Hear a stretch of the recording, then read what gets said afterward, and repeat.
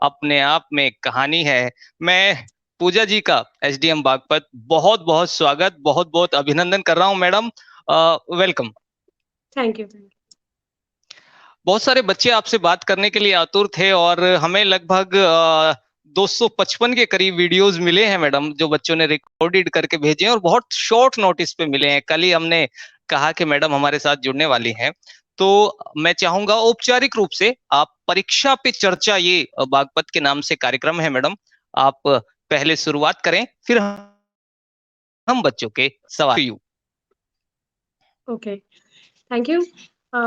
Basically यहाँ पे हम बच्चों को जो अभी बोर्ड के एग्जाम्स आने वाले हैं, बच्चों में बहुत ज़्यादा एंग्जाइटी होगी, बच्चे तैयारी कर रहे होंगे, उनको रात में नींद नहीं आ रही होगी, खाना-पीना सब बंद कर देते हैं, आधे से ज़्यादा बच्चे अपनी हेल्थ कॉम्प्रोमाइज़ करते हैं। तो बेसिकली मेरे को ये कहना है कि ज़्यादा एंग्जाइटी की ज़रूरत नहीं है, थोड़ा-सा मेडिटेशन करें मॉर्निंग में, जिससे कि आपका दिमाग स्थिर रहे, टाइमली अपना पढ़ाई करें, टेस्ट जो भी आप टेस्ट सीरीज़ लगाते हो, आप अपने मॉडल मॉक टेस्ट देते हो, वो सब टाइमली देते रहें और टाइमली अच्छा खाना ज़रूर खाएँ और अच्छी नींद ज़रूर लें। यही एक मूल मंत्र है कि आप आराम से अपना एग्ज़ाम के थ्रू जाके बहुत अच्छे मार्क्स से आप पास हो सकते हो और ज़्यादा परेशान होने की बात नहीं है, बोर्ड एग्ज़ाम्स हैं, आप अगर मेहनत करोगे तो आपको ज़रूर उसका फल मिलेगा। और किसी बच्चे की कोई क्वेरी हो तो मैं ज़रूर उसको सुनना चाहूँगी। जी, बहुत सारे बच्चों की क्वेरीज हैं, मुझे लगातार वीडियोस दिखाई दे रहे हैं और मैं उन्हें लूंगा भी। तो आपकी आज्ञा हो तो सबसे पहले हम जवाहर नवोदय विद्यालय सरफाबाद चलते हैं मैडम। और जवाहर नवोदय विद्यालय से हमारे साथ क्लास 12 से मानसी धामा जुड़ी हुई है। मानसी, आप अपना सवाल पूछिए। I am Mansi Dhamma, a student of class 12 in Jawahar Navodaya Vidyalaya Bagpat. Due to COVID-19 outbreak, we were exempted from the board examination in class 10. Consequently, this is for the first time that we are supposed to appear for this crucial exam. So I am curious to know that how can I manage my time in such a way that I can prepare for all the subjects in this limited time without any pressure. Thank you. आपने शुरुआत में pressure की बात की, दबाव की बात की, तनाव की बात की मैडम, और मानसी भी उसी कश्मकश में है और आपका मार्गदर्शन। कोविड ने बहुत प्रभावित किया बच्चों को, लेकिन अब कहीं ना कहीं हम उससे जीत की तरफ बढ़ रहे हैं। आपका मार्गदर्शन मैडम। मानसी की समस्या बहुत ही जेन्युइन है। कोविड में ऑब्वियसली बच्चों ने एग्ज़ाम नहीं दिया, बोर्ड के एग्ज़ाम जिनके रह गए, उनकी वो एक छोटी प्रैक्टिस होती है 10th का अगर लोग दे देते हैं, तो 12th में ऑलरेडी थोड़ा-सा प्रेशर डाउन हो जाता है क्योंकि एक बार बच्चा बैठ लेता है बोर्ड्स में। बट अब सीधे बोर्ड्स में जाना है, 12th में जाना है, but it's not a big game. मतलब हमेशा से ही मन को स्थिर करके रहें, मेडिटेशन करते रहें। जैसे आप अपने स्कूल में पेपर्स देते थे, सेम तरीका है, पेपर तो वही आने वाला है, बस आपका सेंटर चेंज होगा, आपके जो इन्विजिलेटर्स होंगे वो चेंज होंगे। तो परिवेश को देख के घबराने की ज़रूरत नहीं है। अगर आपने पढ़ाई अच्छे से कर रखी है, तो बोर्ड एग्ज़ाम हो या नॉर्मल एग्ज़ाम हो, होम एग्ज़ाम हो या यूनिट टेस्ट जो होते हैं स्कूल के सेम ही जाते हैं। बस यहाँ पे आपको ये करना है कि मतलब सेल्फ कॉन्फिडेंस रखें, सेल्फ कॉन्फिडेंस मेंटेन रखें। जितना भी आपको थोड़ा टाइम बचा, आप बोल रहे हो थोड़ा टाइम है, तो रिविज़न करते रहें। जितना ज़्यादा आप रिविज़न करते रहेंगे, आपके अंदर कॉन्फिडेंस आता रहेगा और उसी कॉन्फिडेंस के साथ जब आप एग्ज़ाम में बैठोगे, तो आप डेफ़िनिटली बहुत अच्छे मार्क्स से पास होगे। ये जो स्ट्रेस है, ये जो तनाव है मैडम, ये केवल मानसिक को नहीं है, और उससे मिलता जुलता हमारा एक आदर्श इंटर कॉलेज है, डोला बागपत में है मैडम ये। और इस्मत जहां हमारे साथ क्लास 10th की शायद ये बच्ची है, आपसे मार्गदर्शन चाहती है। इस्मत, अपना सवाल करें। Good morning, ma'am. My name is Ismat Jahan. I study in class 10. My school name is Adarsh Inter College, Dola Bagpat. Ma'am, this is my first board examination and I am feeling very stressed. During the preparation of examination, ma'am, I want to ask you a question that how can I deal with this stress during my exams? Thank you. बिल्कुल, आप जैसे लोगों से कहीं ना कहीं मार्गदर्शन हमारी नई जनरेशन प्राप्त करना चाहती है। और जी मैडम। इस्मत का भी सेम इश्यू है, ये फर्स्ट टाइम बोर्ड में बैठ रहे हैं वो। बेटा, आप तो मेरे को यही कहना है कि स्ट्रेस मत लो। स्ट्रेस ना लेने का सबसे अच्छा तरीका यही है कि आपने जो भी पढ़ा है, बहुत पढ़ा है, उसी में से आने वाला है, ये सोच के आप एग्ज़ाम में बैठो। ऐसा कुछ नहीं आएगा जो आपके सिलेबस के बाहर होगा। आप कॉन्फिडेंट रहो कि आपने जो पढ़ा है, एग्ज़ाम पेपर तो उसी से आने वाला है। और रिवाइज़ करते रहो और एग्ज़ाम से 1 दिन पहले बहुत अच्छी नींद लो। अच्छी नींद के साथ, फ्रेश माइंड के साथ मॉर्निंग में उठ के 10 मिनट का मेडिटेशन करते हुए अपना आधा घंटा कुछ मोटा-मोटा आपने रिवाइज़ करने के लिए बनाया है, वो रिवाइज़ करके बहुत ही कूल माइंड से, काम माइंड से जाना है, कोई हड़बड़ाहट नहीं करनी है। जो आपने पढ़ा है, वही आने वाला है, ये सोचते हुए एग्ज़ाम में बैठो। बहुत ही अच्छे नंबरों से आप पास होगे फिर। ये तो ठीक है कि हमारे बच्चों को क्या करना है, लेकिन शायद हमारी एक बच्ची है मैडम जो ये जानना चाहती है कि आपने क्या किया उस समय। मैं दिखाता हूँ, पारुल यादव हमारे साथ है और ये एनएस इंटर कॉलेज है मैडम, फुलेरा बागपत में। बागपत और गाजियाबाद की सीमा से लगता हुआ एक गांव है। पारुल, पूछिए आप। एसडीएम मैडम नमस्कार, मेरा नाम पारुल यादव है। मैं एनएस इंटर कॉलेज में 10वीं की छात्रा हूँ। मेरा आपसे सवाल था कि जब आप तनाव में होती हैं तो आप तनाव दूर करने हेतु क्या करती हैं? Thank you. जी मैडम। पारुल का क्वेश्चन है, बट मैं ये कहना चाहूँगी पर्सन टू पर्सन ये डिपेंड करता है, अलग-अलग आदमी अलग-अलग तरीके से अपना तनाव रिलीज़ करता है। मेरे साथ तो ये होता था बेसिकली मेरे को अगर ज़्यादा स्ट्रेस होता है तो मैं एक अच्छी नींद लेना प्रेफ़र करती हूँ। मुझे अगर नींद आ जाए अच्छी-सी, अच्छा-सा खाना खाया, हेल्दी फूड लिया, इसके बाद हम अगर सो लेते हैं, तो सोने के बाद माइंड अपने आप फ्रेश हो जाता है और वो स्ट्रेस कम हो जाता है। और सबसे अच्छा ड्यूरिंग द एग्ज़ाम मैं कभी भी अनहेल्दी डाइट नहीं लेती थी। मतलब चाट, पकौड़े, समोसे इन सब चीज़ों से मेरा बिल्कुल मना हो जाता था बिकॉज़ मैं चाहती हूँ मेरा माइंड एकदम स्टेबल रहे, इसलिए मैं बिल्कुल हेल्दी डाइट घर का बना हुआ एकदम सिंपल फूड खाना पसंद करती थी उस टाइम, फ्रूट्स खाती थी। इन सब चीज़ों का मतलब आप जो इनटेक करते हो इसका बहुत ज़्यादा इफ़ेक्ट होता है आपके स्ट्रेस लेवल पे। आप अनहेल्दी डाइट लोगे, आपको अच्छी स्लीप नहीं आएगी, आपका स्ट्रेस ऑलरेडी बना हुआ है, वो बढ़ता ही जाएगा। इसलिए बहुत अच्छी हेल्दी डाइट लें, थोड़ा-सा मेडिटेशन करें। अगर बहुत ज़्यादा स्ट्रेस हो रहा है, तो मैं चाहूँगी कि आप थोड़ा-सा एक्सरसाइज़ करें। एक्सरसाइज़ से आपकी बॉडी थोड़ा टायर्ड फ़ील करेगी, आपको अच्छी नींद आ जाएगी। तो मेरा तो एग्ज़ाम का यही शेड्यूल रहता था कि मैं एक अच्छी हेल्दी डाइट लूँगी, एग्ज़ाम स्टार्ट हो ड्यूरिंग द एग्ज़ाम तो मैं कभी भी कुछ खराब चीज़ें नहीं खाना पसंद करती थी। अच्छी-सी नींद लेना पसंद करती थी, जल्दी सोना, जल्दी उठना, रिविज़न हल्का-सा किया and self confidence was the key to the success कि आप कॉन्फिडेंट रहो, आपने जो पढ़ा है, उसी में से आने वाला है। सही बात है। तो ये पारुल, मूल मंत्र आपको एसडीएम मैडम ने दे दिया है। मुझे लगता है आपके सवाल का जवाब मिल गया होगा। आपसे ही रिलेटेड हमारा एक भाविक नाम का बच्चा है जो कक्षा 10 में है मैडम, और ये सेंट मैरी इंटर कॉलेज है रटोल बागपत में। वो आपसे ही रिलेटेड एक सवाल करना चाहता है, फिर मैं आगे दिखाऊंगा। एक बार दिखाता हूँ उस स्क्रीन पर। सिविल सर्विसेज की तैयारी हेतु आप कितने घंटे पढ़ती थी आदरणीय मैडम? भाविक है, कक्षा 10 में है ये मैडम, और सेंट मैरी इंटर कॉलेज है। आपसे रिलेटेड भी बच्चे बहुत कुछ जानना चाहते हैं, उनकी दुनिया केवल उन तक सीमित नहीं है। जी मैडम। हुँ, देख रही हूँ मैं बच्चे बहुत ज़्यादा एडवांस नॉलेज चाहते हैं, अभी बोर्ड में बैठने से पहले ही सिविल सर्विसेज़ के बारे में ही पता कर रहे हैं। अच्छी जी, बात है, कई बच्चे को सवाल आए उत्सुक हैं होते मैडम। हैं। हाँ, क्यूरोसिटी बच्चों की होती है और ये होना भी अच्छी बात है। मेरे को ऐसा लगता है मैंने कैसे मेरा स्टडी पैटर्न ऐसा था कि इनिशियल इयर्स में जैसे मैंने 3 साल लगातार तैयारी की है, तो first year of my preparation में मैंने कोचिंग जॉइन किया हुआ था, तो उस टाइम तो मैं मैक्सिमम टाइम अपना स्टडीज़ में ही देती थी, मतलब 16 टू 17 आवर्स पढ़ती थी। इसके बाद जैसे ही एक बार आपका सारा 1 साल में कवर हो जाता है सिलेबस, थोड़ा आप कॉन्फिडेंट हो जाते हो, तो आप अपनी लिमिटेड स्टडीज़ भी में भी करते हो, जैसे 7-8 घंटा, 9 घंटा, 8 घंटा, 9 घंटा, दैट्स ऑल। अच्छा खाओ-पियो, थोड़ा-सा एक्सरसाइज़ करो, मेडिटेशन करो, इसके बाद आप वही चीज़ों को रिवाइज़ करते रहते हैं, वो हो जाता है। मतलब इस स्टार्टिंग के इयर्स में आपको ज़्यादा देना पड़ता है टाइम, इस एग्ज़ाम के लिए। मैडम, मैं यहाँ चाहूंगा, बहुत सारे बच्चे ये कहते हैं कि जो 15, 16 या 17 या 18 घंटे हैं, वो इतना ज्यादा हो जाता है कि हम दूसरी दुनिया से बिल्कुल अलग हो जाते हैं। इज दिस पॉसिबल कि आप 18 घंटे पढ़ते हैं और 16 घंटे पढ़ते हैं? How you manage all these things? Actually में तो ये एग्ज़ाम वाक़ई में डिफ़िकल्ट है। ये सभी को पता है ये डिफिकल्ट एग्जाम है और इतने लोग इसमें तैयारी कर रहे हैं, तो आपको उन 1800-900 बच्चों में आपको एक सीट लेनी हो, तो उसके लिए मेहनत तो करनी पड़ेगी। आपको वाक़ई में दुनिया से कटना पड़ता है। ये एग्ज़ाम की रिक्वायरमेंट है। ये मैंने महसूस किया है कि आपको दुनिया से थोड़ा टाइम के लिए तो कटना पड़ेगा। आप ऐसा नहीं कर सकते कि आप बाकी सोसाइटी में भी बहुत अच्छे से इन्वॉल्व हो और इसके बाद आप एग्ज़ाम दे रहे हो। हो सकता है कुछ लोग कर भी पाएँ, बट ये पर्सन टू पर्सन डिपेंड करता है। बहुत से लोग हर चीज़ बैलेंस करके कर लेते हैं।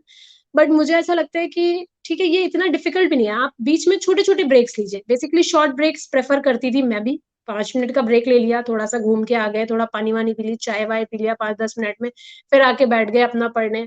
फिर 2 घंटे बाद फिर ब्रेक ले लिया। ऐसे ब्रेक ले लेके और वो भी स्मॉल ब्रेक्स 2-2 आवर्स पे स्मॉल ब्रेक्स लेके पढ़ने से वर्क करता है, ये काम करता है। मैडम हमारी एक और बच्ची है, कोणार्क विद्यापीठ ये खेकड़ा में विद्यालय है और बहुत जेन्युइन सवाल आपसे पूछना चाहती है।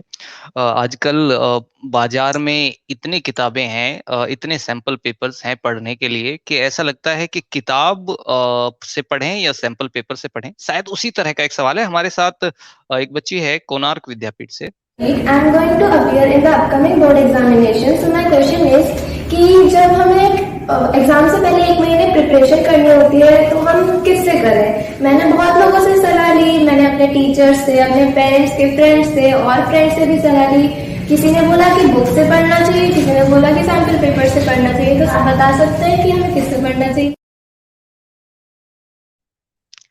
जी मैडम। क्वेश्चन इनका भी बहुत जेन्युइन है, बच्चे बहुत ही सही क्वेश्चंस कर रहे हैं वैसे। जी बेसिकली तो बुक्स पढ़ने का समय पूरा साल रहता है आपके पास। पूरे साल हम बुक्स ही पढ़ रहे हैं, बुक्स ही पढ़ना भी इम्पोर्टेंट है। सैंपल पेपर अच्छी चीज़ है जिससे आपकी प्रैक्टिस हो सकती है। तो साल भर अगर आपने बुक्स पढ़ी हैं अच्छे से, तो आप मंथ के बोर्ड एग्ज़ाम स्टार्ट होने से 1 महीने पहले अगर आप कोई भी एक आप जिस पे भी ट्रस्ट कर लो या जिसकी लैंग्वेज आपको ईज़ी लग रही हो या जो आपको लग रहा हो कि आपने प्रीवियस ईयर क्वेश्चन पर जो 1 सेकंड जो प्रीवियस जी ईयर क्वेश्चन पेपर्स से ज़्यादा मैच कर रहे हो जिसके क्वेश्चंस, उनको आप सेलेक्ट कर सकते हो। इसके लिए थोड़ी एक थॉरो स्टडी करनी पड़ेगी की या ज़्यादातर जैसे मैं जब तो हमारे टीचर्स ही हमें बता देते थे कि इस पब्लिकेशन की एक सैंपल बुक ज़्यादा सही है, वो आप परचेज़ कर लो, तो हम लोग वही परचेज़ कर लेते थे। तो कोई भी एक आपको सैंपल पेपर बुक ले लगानी चाहिए, मेरे को ऐसा लगता है, ये क्योंकि प्रैक्टिस करने में हेल्प करता है और जितना आप प्रैक्टिस करते हो, उतना ही बढ़िया रहता है। हमारे बच्चे जैसा मैंने कहा सिविल सेवा के बारे में बहुत सवाल भेज रहे हैं और मुझे स्क्रीन पर दिखाई दे रहा है। मैं चाहूंगा एक कक्षा 10 में कॉमर्स की बच्ची है हमारे साथ, अंजलि यादव है, वो आपसे सवाल कर रही है। क्या सिविल सेवा में भाषा का चयन आपकी सफलता को प्रभावित करता है? मैडम अंजलि यादव, कक्षा 11, कॉमर्स स्ट्रीम है बच्ची पे, गुरुकुल विद्यापीठ इनका विद्यालय है। ये बहुत जेन्युइन सवाल हो गया है आजकल एसडीएम मैडम के हिंदी वाले विद्यार्थियों को शायद ऐसा लगने लगा है कि जो अंग्रेजी वालों का चयन है वो ज्यादा होता है। इज दिस ट्रू और यस योर टेक?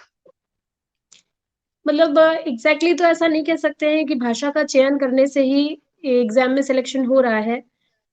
मेरे को जो मुझे लगता है अगर आप परसेंटेज वाइज़ देखें तो हाँ, ये दिखता है कि हाँ, इंग्लिश मीडियम वालों का ज़्यादा सिलेक्शन हो रहा है। तो मैं जो एनालाइज़ कर पाई हूँ, तो मुझे लगता है इसका मेन रीज़न ये है कि इंग्लिश मीडियम वालों का जो मटीरियल है रिलेटेड टू सिविल सर्विसेज़ वो मार्केट में बहुत ही ईज़िली अवेलेबल है और बहुत ही अच्छे मटीरियल्स अवेलेबल हैं। शायद हिंदी मीडियम में इतने अच्छे मटीरियल्स नहीं अवेलेबल हैं, जिसकी वजह से हिंदी मीडियम के बच्चों को थोड़ी-सी परेशानी का सामना करना पड़ता है। लेकिन आज से पहले ज़्यादा सिचुएशन खराब थी। अब मुझे ऐसा लगता है कि जो पब्लिकेशन हिंदी में इंग्लिश में डालते हैं, जो भी कोचिंग सेंटर्स यहाँ हैं, वो उसका हिंदी ट्रांसलेशन भी ज़्यादातर करके मार्केट में अवेलेबल करा रहे हैं। तो मुझे ऐसा लगता है मटीरियल की अवेलेबिलिटी एक ऐसा फैक्टर थी जिसकी वजह से इंग्लिश मीडियम वालों के पास ज़्यादा अपॉर्च्युनिटीज़ थी क्योंकि चीज़ें मिल जाती थी, मल्टीपल मटीरियल्स उनको मिल जा रहे थे एक ही टॉपिक पे। हिंदी मीडियम वालों को एक ही टॉपिक पे मल्टीपल चीज़ें नहीं मिल पा रही थी, इसलिए शायद ऐसा कुछ इश्यूज़ हो रहे होंगे। अदरवाइज़ लैंग्वेज का सिलेक्शन आपका एग्ज़ामिनेशन में सिलेक्शन डिसाइड करने का कोई फैक्टर नहीं है, मुझे ऐसा नहीं लगता। आप ही से संबंधित, क्या सिविल सेवा हेतु कोचिंग जरूरी है? बहुत सारे बच्चे, मैं चाहूंगा ये सिविल सेवा वाले थोड़े आराम फरमाएं, परीक्षा पे चर्चा करें, लेकिन ये सवाल आरती का हम ले लेते हैं। क्या सिविल सेवा हेतु कोचिंग जरूरी है मैडम, और क्या आपने कोचिंग की है? हाँ, मैंने तो कोचिंग की है एंड व्हाट आई फ़ील कि अगर आपका फैमिली बैकग्राउंड ऐसा नहीं है, जो मतलब ऑलरेडी आपकी फैमिली में कोई सिलेक्टेड हो या कोई आपको गाइड करने वाला हो, कोई ज़रूरी नहीं है फैमिली में ही हो, कोई आपको अगर अच्छा गाइड नहीं मिलता है आपके आस-पास, तो कोचिंग करना एक अच्छी चीज़ है मतलब आपको एक प्रॉपर गाइडेंस मिल जाता है कोचिंग में, आपको क्या क्या पढ़ना चाहिए, कैसे पढ़ना चाहिए, बता देते हैं। अदरवाइज़ बहुत से बच्चे ऐसे भी हैं जिनके वाक़ई में फैमिली में भी कोई नहीं है और ना जानने वाला है, लेकिन फिर भी उन्होंने नेट के थ्रू, यूट्यूब के थ्रू आजकल ऑनलाइन इतना मटेरियल अवेलेबल है कि लोग उसके थ्रू भी एग्ज़ाम दे रहे हैं और क्लियर भी कर रहे हैं। तो ये पर्सन टू पर्सन चॉइस हो सकती है, जिसमें भी बच्चा कंफर्टेबल हो। हमारे साथ हिमांशु यादव है madam, Dewas public school Hisawada से हिमांशु हमारे साथ जुड़ा हुआ है। हिमांशु, आप अपना सवाल पूछिए। Good afternoon, my name is Himanshu Yadav and I study in class 10th in Devas Public School. My question is how to keep calm during exam. Thank you. कि मैडम आपने कई बार इस शब्द का प्रयोग किया है कि मेडिटेशन कीजिए, योगा कीजिए, लेकिन आई थिंक बच्चे वही हैं कि अगर प्रेशर है तो कैसे शांत रहा जाए, कैसे काम रहा जाए? जी मैडम। बच्चे का क्वेश्चन ये था कि ड्यूरिंग द एग्जाम हम कैसे करें मतलब जब वो पेपर अपना सॉल्व कर रहा है उस वक्त भी एंजाइटी होती है क्योंकि ज्यादातर ऐसा होता है अगर पहला क्वेश्चन नहीं आया भाई टेंशन बढ़ गई, दूसरा भी नहीं आया और टेंशन बढ़ जाती है। तो टेंशन नहीं करनी चाहिए हमेशा। अगर आपको मेरा क्या फंडा था, अगर मान लीजिए मुझे स्टार्टिंग के 1-2 क्वेश्चन लग रहा है कि भाई ये तो मैंने पढ़े नहीं, कहाँ से आ गए, तो मैं पीछे से पेपर सॉल्व करती थी। और सबसे अच्छी बात तो बोर्ड एग्जाम्स में ये होती है कि आपको थोड़े से ऑप्शन भी मिलते हैं कि आप इतने नंबर ऑफ क्वेश्चंस कर लें या थोड़े बहुत ऑप्शंस होते हैं, तो आप अगर उसके थ्रू भी जाएँ तो आप अच्छा कर सकते हो, उसमें कोई नहीं है। बेसिकली वहाँ पे आपको बहुत ही समझदारी से काम रख लेना है कि कोई बात नहीं, 1 नहीं आ रहा है तो क्या हुआ? सेकंड आ सकता है, थर्ड आ सकता है, मैं पीछे से बाकी क्वेश्चंस देख लेता हूँ। और सबसे अच्छी चीज़ ये है कि आप पूरे क्वेश्चंस को एक बार रीड करिए और आपको जो क्वेश्चन आता है, सबसे पहले उसी को करिए।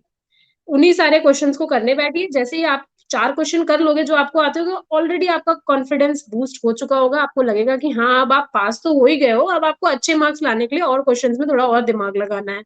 तो आप अपने आप जैसे ही पास होने भर का बच्चा कर लेता है, इसके बाद उसका दिमाग ऑलरेडी थोड़ा स्ट्रेस 50% गायब हो चुका होता है उसके दिमाग से। तो बाकी के क्वेश्चन वो फर्दर ऐसे सॉल्व कर सकते हैं।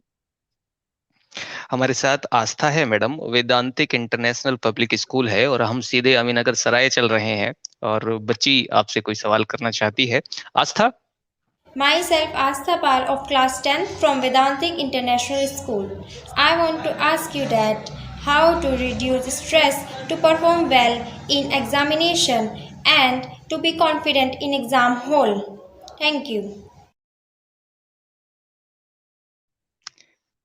ये प्रेशर है, ये तनाव है कि जा नहीं रहा मैडम। हालांकि लगातार प्रयास जारी है, प्रधानमंत्री जी खुद परीक्षा पे चर्चा करते हैं और आप लोग भी बहुत मेहनत कर रहे हैं ताकि बच्चों को कहीं ना कहीं हम बेहतर तरीके से गाइड कर सकें। लेकिन बच्चा है कि उसे लगता है कि मेरे सवाल का जवाब मिला तो ही मेरा तनाव जाएगा। जी madam. Am I audible? Yes. Okay, okay. Basically stress level तो रिड्यूस करने का बस एक ही तरीका है। मैंने जैसे बताया अच्छी नींद लें, अच्छा खाना खाएँ और अच्छे से मेडिटेशन करें। बाकी सेल्फ कॉन्फिडेंट रहें कि आप जो भी पढ़ रहे हो, बिल्कुल सही पढ़ रहे हो। प्रीवियस ईयर क्वेश्चन पेपर्स को एक बार आप सॉल्व करके अगर घर में बैठ के देखोगे, तो ऑलरेडी आपका कॉन्फिडेंस बूस्ट अप हो जाएगा कि हाँ, मैंने उसी एरिया से पढ़ा है जहाँ से पिछले साल क्वेश्चन्स आए थे। इसका मतलब इस बार भी ऑलमोस्ट उसी एरिया से ही आएँगे। मतलब ये एक तरीका है अपने आप को जज करते रहें हमेशा पेपर देख-देख के कि हाँ, हम सही कर रहे हैं। जैसे सैंपल पेपर एक बच्चे ने अभी पूछा था कौन-सा करें करना चाहिए कि नहीं करना चाहिए, तो सैंपल पेपर वगैरह ये सब ऐसी चीज़ें हैं जो आपको कॉन्फिडेंस आपका बिल्ड अप करती हैं। थोड़ा-सा आपका कॉन्फिडेंस बूस्ट करती है, उसको कर लेते हो तो। तो मेरे ख़्याल से प्रैक्टिस करते रहें, पढ़ते रहें, रिवाइज़ करते रहें, अच्छे से खाएँ, सोएँ, मेडिटेट करते रहें। हमारे साथ सुहानी है मैडम, जवाहर नवोदय विद्यालय में कक्षा 12वीं की ये छात्रा है और बहुत महत्वपूर्ण और आई थिंक बहुत सारी बच्चियों को जो समस्या हो सकती है उस तरह का सवाल आपसे पूछना चाहती है। मैं स्क्रीन पर दिखा रहा हूँ। I am Suhani of class 12th at Jawahar Navodaya Vidyalaya. Since the teenage age is very crucial and the most sensitive age in student life, how to deal with the societal as well as parental pressure that we face? वो दो तरह के कहीं ना कहीं pressure की बात कर रही है, एक समाज का जो दबाव होता है मैडम, खासकर बच्चियों पर और पेरेंट्स का जो जवाब होता है, और दोनों को मैनेज करना चाहती है बच्ची, और खासकर वो इस एज पर विशेष आपका मार्गदर्शन चाहती है। इनका बिल्कुल क्वेश्चन सही है। ज़्यादातर मैं पेरेंट्स से भी ये रिक्वेस्ट करना चाहती हूँ कि अपने बच्चों पे इतना प्रेशर ना डालें कि भाई दूसरे के बच्चे अच्छा कर रहे हैं, तुम क्यों नहीं पढ़ रहे हो? ये वाला एक कंपैरेटिव एनालिसिस करते रहते हैं पेरेंट्स घर में बैठ के, वो एक अच्छी चीज़ नहीं है, इससे बच्चे ऑलरेडी बहुत स्ट्रेस में आ जाते हैं।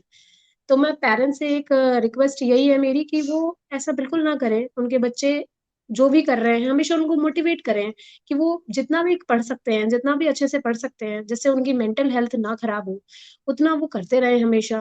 उनको ग्रूम करने के लिए अलग-अलग चीज़ें करें, उनको स्ट्रेस फ्री रखने के लिए उनको थोड़ा-सा एन्जॉयमेंट भी दें, जैसे उनको अपने साथ पार्क घुमाने लेके जाना या उनको कुछ भी दुनिया की चीज़ें और भी बताना, सिखाना, जो एक पेरेंट्स की रिस्पॉन्सिबिलिटीज़ होती हैं, वो सब करें।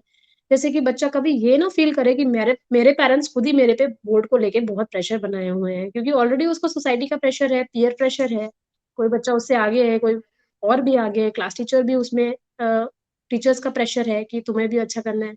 तो इन सब चीज़ों में मुझे लगता है पेरेंट्स को एक इमोशनल सपोर्ट बन के हमेशा खड़े रहना चाहिए कि मेरा बच्चा जैसा भी करेगा, मैं तेरे साथ हमेशा हूँ, ऐसा पेरेंट्स का एटीट्यूड होना चाहिए।